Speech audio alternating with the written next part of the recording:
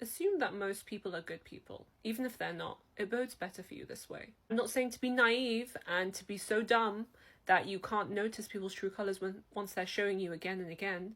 But if you haven't met someone yet, if they're a stranger, if you don't know them that well yet, assume they're a good person. Because what this does is it relaxes you. It stops putting up this guard that you have that everyone's going to hurt me, everyone's a bad person, no one wants good things for me, everyone has bad intentions.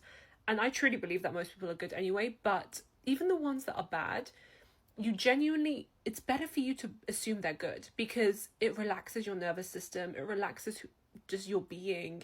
It doesn't make you feel so sort of resentful and tense around them. And especially with strangers that you don't know, like if you're in a queue for something, or if you're at an airport or on some kind of, I don't know, train somewhere with a lot of public, in a public place with a lot of people, sometimes when you're in a bad mood or you're PMSing or you've had a rough day, or maybe that person's got one of those resting bee faces, then you kind of assume they're not a nice person. They wouldn't be pleasant to talk to, that, maybe they're just not that nice.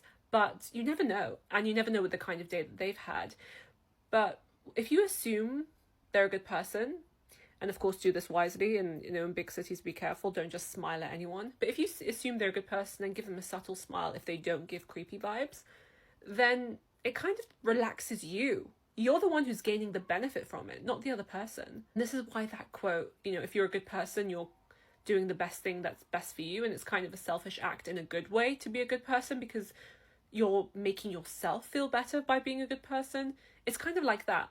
Assuming people are bad puts you in this tense, consistently tense state of being, which is disturbing, and honestly it can make you physically sick and mentally sick.